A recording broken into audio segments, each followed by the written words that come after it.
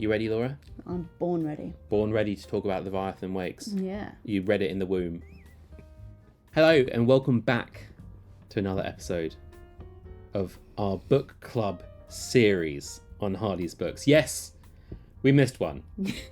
Never mind. There are perfectly good reasons why we missed one. It's because Laura wasn't enjoying the book. Yeah. So, Promise of Bloods, I'm sorry, you won't see a book club from us on that. I liked it. I think it was alright. But we moved on to other books, didn't we? We did. So, for those of you who are joining us for the first time, my name's Laura. My name is Ross. And we are book readers, book enjoyers, book lovers. Ross is writing his own novel. Laura's writing her own novel. And we are book sellers. We have our own little shop. And I think that gives us reasonable authority to talk about books. What gives us the right? That All of the above. Yeah. You may also see this little boy appearing every now and then. This is Fang. He does like to stage dive. He will, at some point in the video, show his bottom. Yes. If you like cat butt, because you're about to see some. So, this is your fair dues warning. Fair dues warning. It goes without saying that this video is going to be filled with spoilers of Leviathan Wakes. Which is the book that we're talking about today. It is. We forgot to mention that, didn't we? It's in the video title. By James S.A. Corey. By James S.A. Corey. This is a spoiler-filled video. This is a spoiler-filled video. If you watch this video and you get upset that we've ruined this book for you, I don't care. Yeah. Cry me You a river. earned it. Yeah. Your problem, folks. Yeah. So, without further ado, question 1, babes. Let's put it there. Yeah. Put her there. There we go. Look at that. It's a very pretty copy. Yeah. Without further ado, question 1. Question 1. How much did you know about this book before picking it up? I knew that The Expanse was a very popular series by James S.A. Corey, who I knew is two people. Daniel Abraham... it's Daniel. Daniel Abraham and Ty Frank. So I knew that much. And I also knew that The Expanse was set within the solar system, that it's a sci-fi with many sci elements, and that it was made into apparently the best sci-fi TV series ever, according to a lot of our friends. Yeah. So I knew it had critical acclaim. How about you, Laura? Same. I knew that a lot of our friends really rated this book. Yeah. I had just recently finished Empire of Silence, so I was on a bit of a sci-fi bent when I first heard about this series. But this is very much not the same. It's not the same. No, it's very different. Very different, but I enjoyed it. Yeah. Spoiler for the rest of the video, I enjoyed this book. So what enjoyed you about this book? I? So what surprised you about this book? Now, going into this book, I didn't know whether or not there were going to be aliens. And so I was constantly surprised throughout the book when there were some kind of quite sophisticated technologies that surprised the people within the book, that they didn't turn out to be aliens. And that the alien element actually came quite late, or came in a different form than I was expecting. So that definitely surprised me. I think I'm used to aliens, having read most of the Sun Eater books that are out and lots of other sci-fi books as well. So I was definitely primed for aliens. Yeah, same. I grew up on Stargate, Star Trek. I was expecting aliens. Yeah. Wasn't disappointed by the lack of aliens. No. Was just surprised by the lack of aliens. You know, it's a bit subversive to write a sci-fi book that mostly doesn't have aliens, to be honest. And also that has space travel, but only within the solar system. Well, I suppose it's very heavy sci-fi. Yeah. And intergalactic space travel at present is not possible. Yeah. So if they're going to write convincing science-based sci-fi, you're kind of stuck in the solar system, right? Stuck in the solar system. And there aren't any aliens in the solar system that we know of. I guess, so in that sense, maybe I shouldn't have been surprised. But I think, and perhaps this is actually kind of surprisingly soon getting into one of my kind of gripes about the book. Oh dear. Was that I did find that the idea of aliens was teased quite a lot, in that every time there was, as I say, some technology that seemed kind of a bit too convenient for the story, like, oh, they're going very fast one way and, you know, we can't catch up to them, or, you know, oh wow, these stealth ships we haven't seen before, and all those times I was thinking, oh, it's going to be aliens, and it wasn't. So I think maybe like that was probably a bit of a bait and switch. Because humans are a bit more boring than aliens. Maybe you needed to temper your expectations, though. Maybe if you'd gone in knowing that there were no aliens, you would have enjoyed the book more. Maybe now going into book 2, which apparently is better than book 1, knowing that there's no aliens. Well, maybe there are aliens in book 2. Oh, if I was James Essay Corey, if True. I was 2 people, I would save my alien beta switch now. That's true. Could be aliens. That's true. Anyway, I'm getting slightly obsessed about the aliens. Fine. Laura, what surprised you about the book? Nothing really. No, it's completely unsurprising. There was nothing to it. No, I mean... predicted everything. No, I didn't predict everything, but I, as I say, for context, my aunt had a Star Trek room in her house. Okay. I was raised on sci-fi. I used to sneak downstairs when my aunt lived with us, and we would stay up all night watching Stargate. Are there aliens in Stargate? Yeah. Well. Loads of aliens. Loads of aliens in Star Trek. I can't be surprised by sci-fi because anything's possible. Well, that's true. Yes, okay, yes. This is very plausible sci-fi because it's very science heavy. Yeah. Kind of neatly leans into the next question, actually. Did you find the world or scenario that they created to be plausible? Oh, absolutely. Why or why not? Yeah, I thought there was some really good... I mean, I really do appreciate a heavy sci-fi book.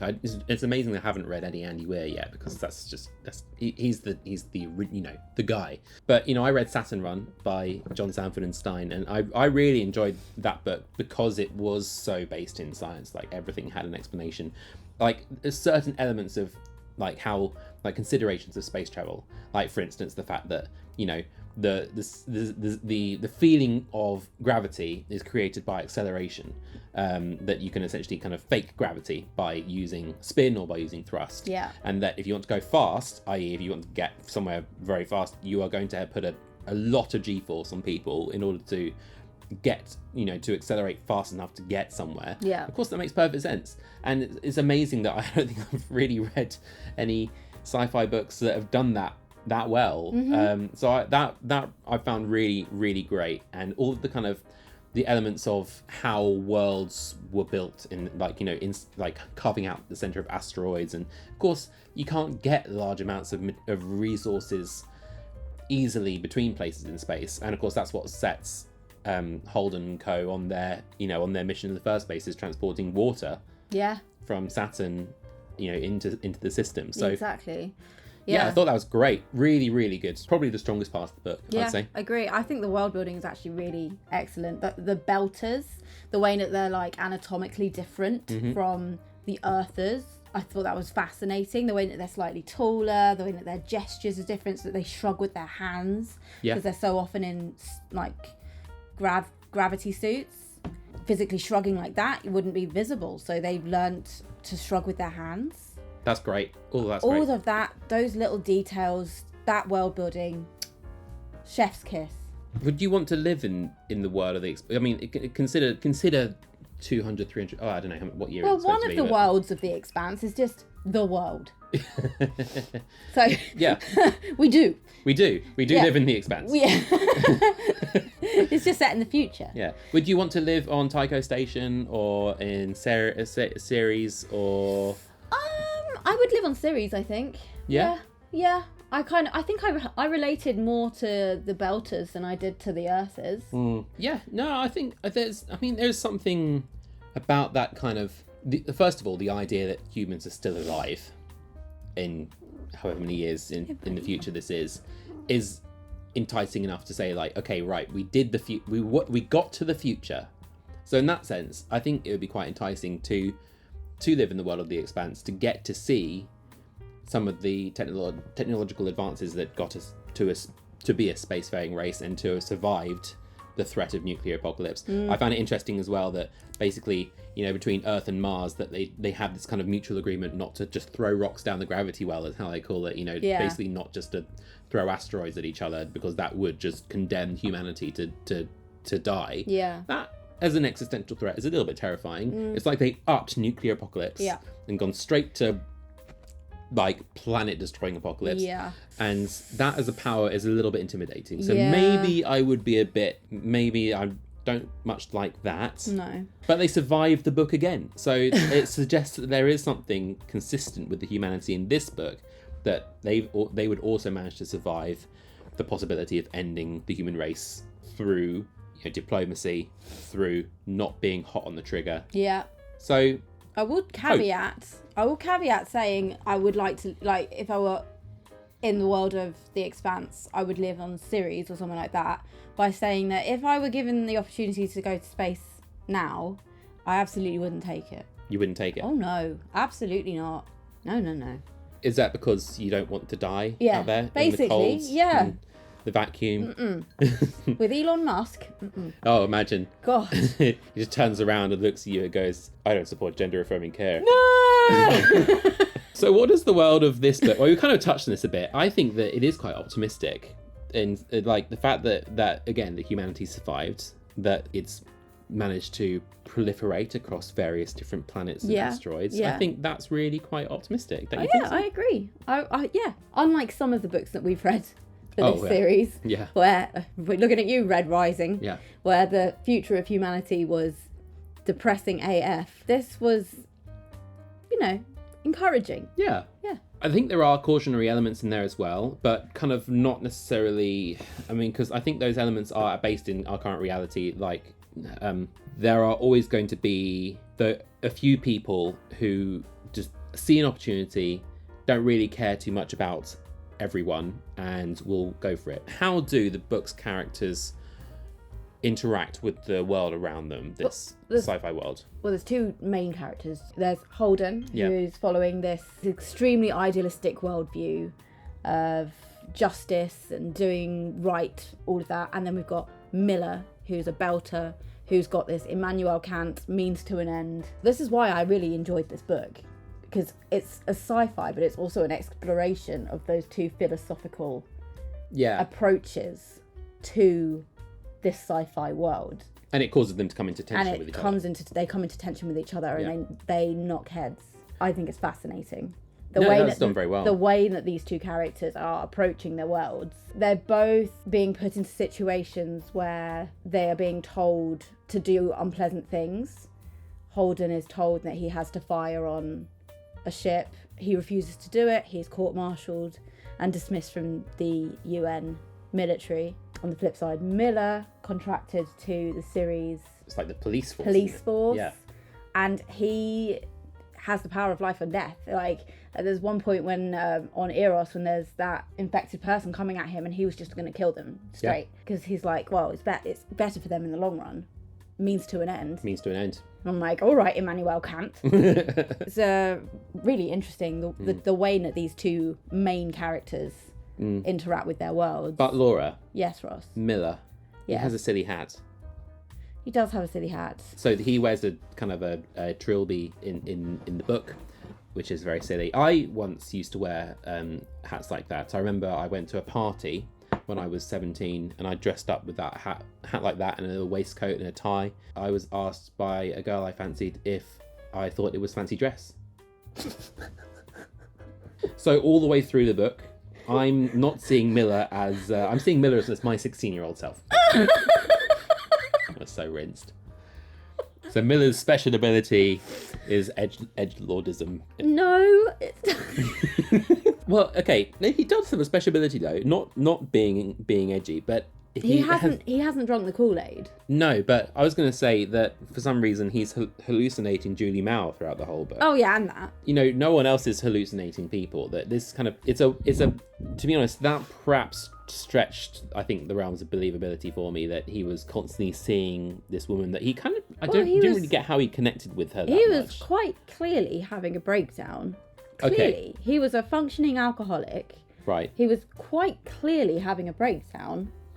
And for some reason still was in possession of a firearm. Yes, he really should have had that taken away. Well, yeah. Maybe I felt like the degree to which he just randomly had this, woman giving him advice throughout the book, or kind of pointing him into the right path, that he was entirely hallucinating, was a little bit trite, I thought, personally. I liked Miller.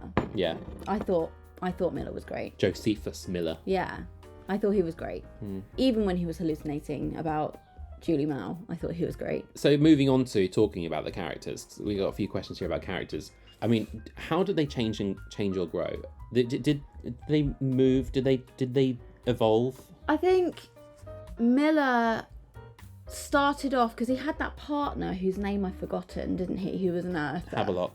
Havelock, yeah. And he was quite superior about Havelock at the start, going, I'm like, he could have been a good cop, but he's an Earther, and all the other Belters kind of look down on him, and I'm a much better cop than he is, and and then he really did have a fall from grace.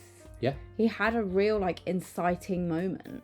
Yeah. Where he hits rock bottom, and as you say, starts hallucinating about imaginary women. So he does have a journey, a transformative journey.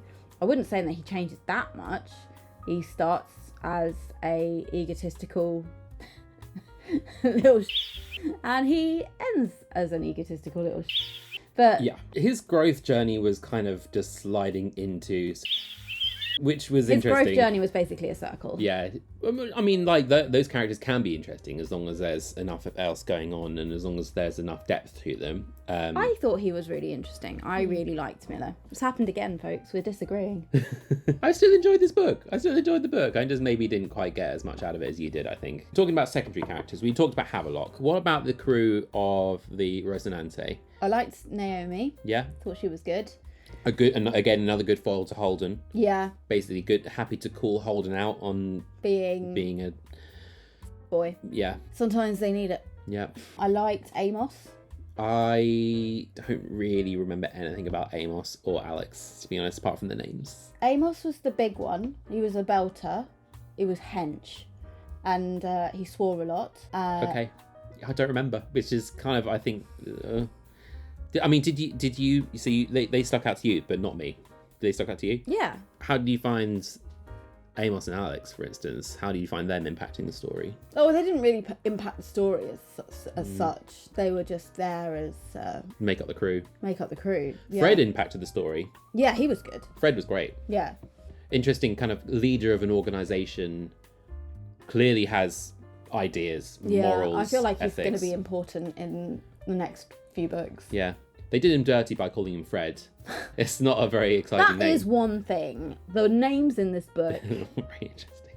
Fred, Jim, Miller. Miller, he's called Josephus. But they call decided him to call him Miller. I guess those are the names that people will probably have in the future. I suppose. Maybe not Josephus, but unless he has Jewish parents. If you could give any of the characters advice, yeah, who would you give advice to? What would you advise?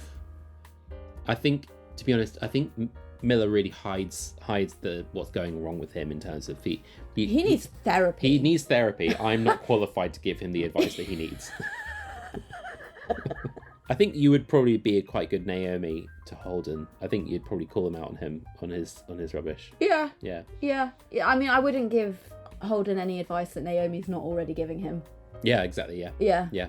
Whether or not he would listen to me, I don't know, because he's not listening to Naomi. Yeah. So until he can't get his dick wet, and then he does have to pay attention. And listen. Yeah. I'm not convinced he's changed by that much by the time that he actually does end up in a relationship with Naomi. I think he's changed by Miller dying, although we don't see that much of him post Miller dying. I think if there's a change... Does he die? Yes, he does die. Of course he dies. He's on a ship filled with nukes and alien disease that is crashed into another planet. Unless it happens on screen or on page, the writers kept that open for themselves. And let's not forget, Julie Mao didn't die, did she? She came back to life somehow. Yeah, that was weird. Anyway, I'm being very harsh on it, but I genuinely did enjoy this book. It just critiques some more fun. So I guess let's talk about the story, because the story is the kind of, I think it is a story heavy book. There's a lot of story in this book. Yeah, it's very plot heavy. Yeah. So our first question about story is, how did the author create conflict and tension? Well, we kind of touched on that a bit with, Miller and Holden, like about them having opposing ideologies. Yeah. But then there's also, on the greater tension is the diplomatic tension that's occurring between Earth, Mars, and the Belters. Yeah. And Protogen, the secret fourth actor in this that we don't know about until sort of, it's over halfway into the book. They're there primarily to distract the other forces into having their own internal conflicts. Yeah. So they can go and do their thing. I do think that breadcrumb trail was a little bit too subtle. It was too dependent on too many things. It was dependent on somebody going and finding that transmitter box on the scopuli. Yeah. And then working out that it was supposedly Martian, because that wasn't immediately obvious. That they had to work that out, and then transmitting that across the solar system. Yeah. It's too many what ifs. It's too, like, if any one of those things hadn't have happened, like if the scopuli had just crashed against that comet, none of this would have happened. Hate to say it, I don't think Protogen were very clever with their plan. No. I mean, it worked somehow. Yeah, but not through any of their good planning, just because Holden is a reactionary little mouthpiece. They also just randomly show up, like when the Martian ship, I forgot what it's called, the Dodger? Yeah. When the Martian ship gets destroyed, that they just randomly decide to destroy it. Yeah. I didn't feel like it was adequately explained what was going on there.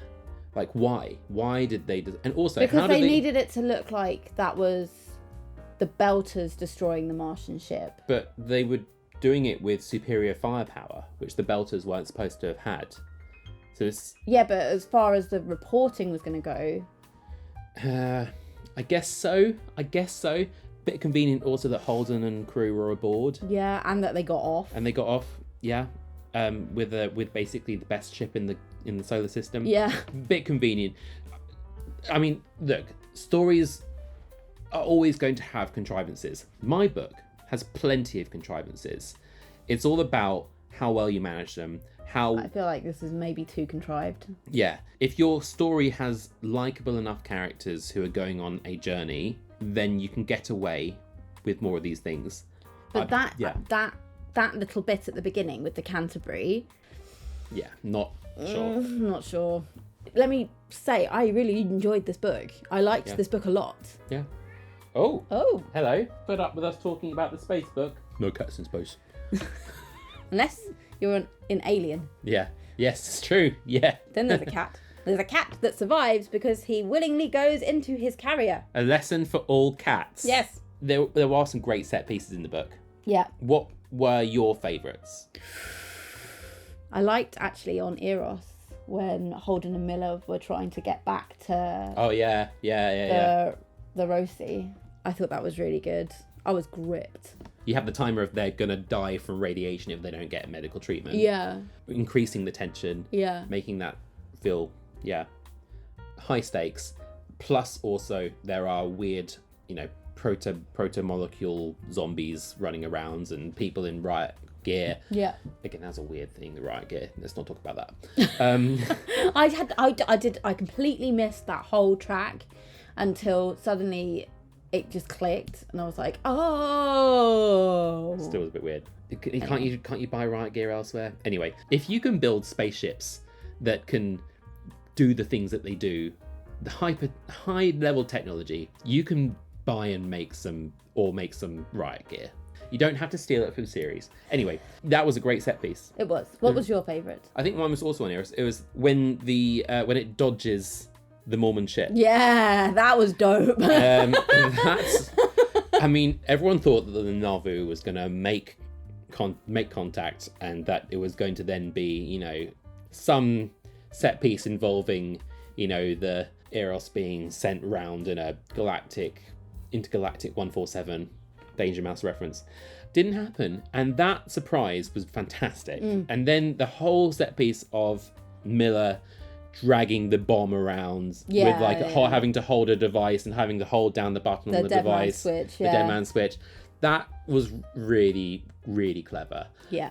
When it got into the whole kind of Julie's still alive. That was weird. Less so. The first bit, big fan of that. There were maybe too many things going on with like the missiles and all of that maybe didn't. Yeah. And that random other, was it like a UN ship that was suddenly going to attack Holden and the Scopuli? I guess they needed... Not the Scopuli.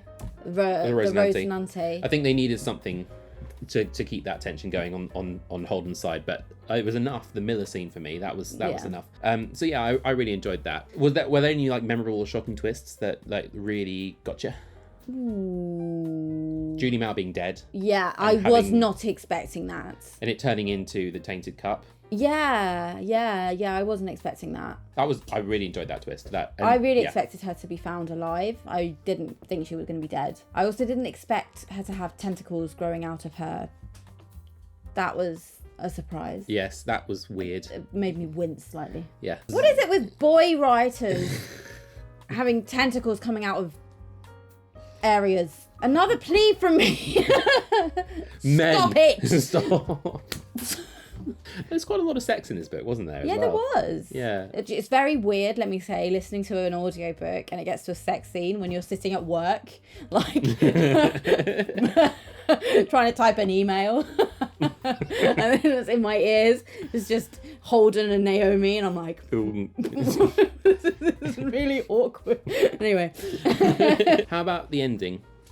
I thought it was good. Yeah? Yeah. It was weird, the whole Julie thing. Yeah, no, I didn't love that. I mean, it was okay. I can't think of another way that they could have tied it up, though. Yeah. It was nice having the proto-molecule do some trippy things. Yeah. But, well, they did allude to the fact that now on Venus there's, like, spikes shooting up on the surface. So, bad times in Venus. Yeah. Looking forward to book 2 for that. Yeah. It did leave me wanting to know a bit more, and I felt like there was a lot of potential that perhaps was just not quite reached, that made me want... It was the non-perfectness of this book made me want to read the second one. Yeah, I think it's got so much potential. Yeah, I mean, there's a reason that people love it. I'm excited for book 2, and so we don't have a TV in like our living room, or we have it in the spare room for when we're playing video games. But I'm going to make a special exception and watch The Expanse. Yeah, that's going to make one of our friends called Sam, one of our many friends called Sam. I've said this before, but parents of Earth, stop naming your son Sam. That's going to make Rugby Sam very, very pleased. Yeah. We haven't really talked that much about the grander themes.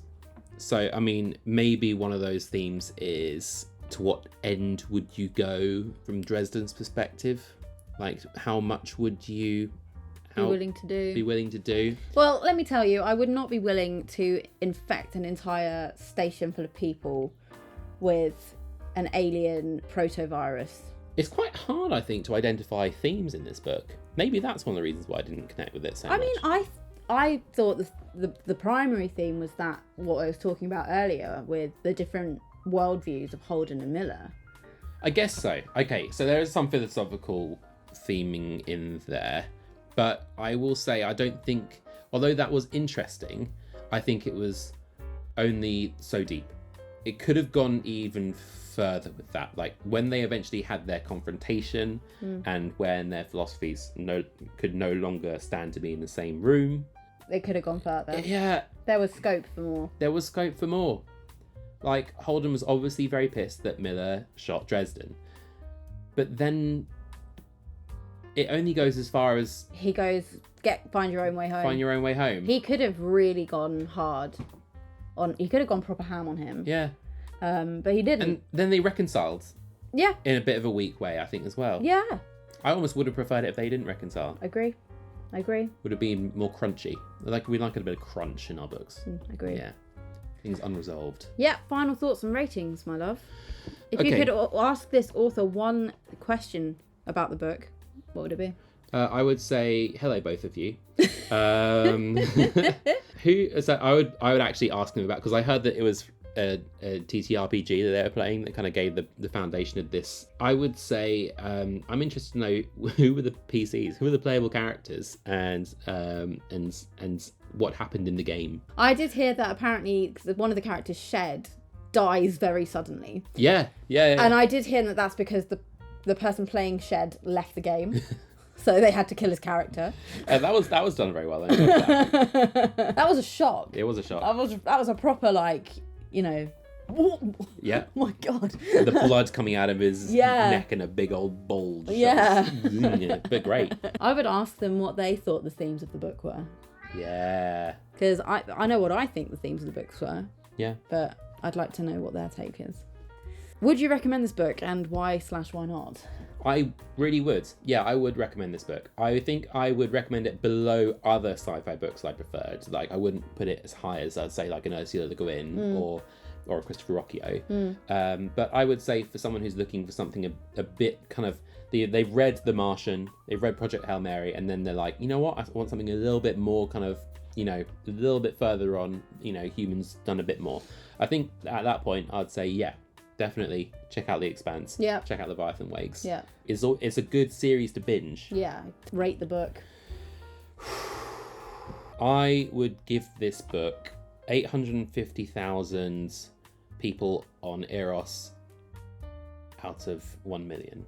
For the purposes of my rating, there are 1 million people on Eros, and I'll give it 850,000 of them. It's above a 4-star. It's not quite a 5-star for me, but yeah, had a great time with it. Yeah, I would give it 0.89 Rosinantes out of 1. Oh, all right. After it was attacked by Protogen, Yeah. it was in bits. In the yeah, and they're putting it back together again. Like when they've dragged it back to the shipyard. They say she's airtight, she can fly. And there's that cool mechanic who's definitely going to make an appearance in the next book. Oh, I hope so. Yeah. Yeah.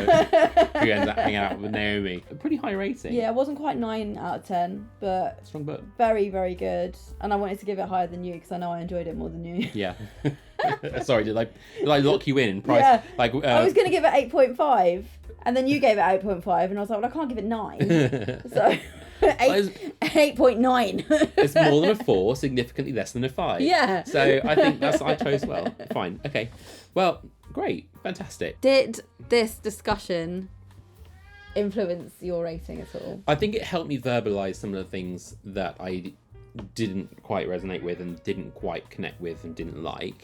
So in that sense, it gave me a bit of backing for my weird feelings about the book that I couldn't quite give it a 5-star. So I would say I knew I didn't want to give it 5, but I didn't know why. And talking about it has really helped me articulate that. How about you? Agree. I think I liked it. I was probably going to give it... I might have given it a 9 before this. Yeah. You've helped me maybe temper my enthusiasm slightly, because I've realised there are things that are a bit... Did I just in your cereal? Yeah. Yeah. But yeah, this is what these book club discussions are for, folks. Yeah. To convince each other that the books you've read are crap. Let us know your thoughts if Yeah. you've read Leviathan Wakes, which I hope you have, if you've watched all the way to the end of this video. If you haven't, what are you doing? Why? Are we committing to another book club? I think we should. I'm enjoying doing these spoiler videos. Like, perhaps, you know, the monthly rhythm of them, we've kind of slightly fallen off, just because we find rhythms very hard. In September, we're going to do something special, which is that I'm going to do a hosted book club with regular check-ins to help you deal with the mammoth tome that is Jonathan Strange and Mr. Norrell, which was my favourite book of last year, and I'm hoping it's going to be your favourite book of this year after we've gone through it. So look out for that sort of mid to late September. Once I finish the second draft of my book, I'm gonna go all in, and I'm gonna help you through it. Where are you going to do it? Fable? Yeah, probably gonna do it on Fable. Follow us on Instagram, at Hardy's Books. We have our own shop, hardysbooks.co.uk. There are some cool books on there. Go and buy them. Yep, and give us a thumbs up if you enjoyed this video. If you're not already subbed, hit that subscribe button below. And leave a comment. Have you read any of the books from The Expanse? And what did you make of them? Do you agree? Do you disagree with our points? Let us know. Yeah, see you in the next one.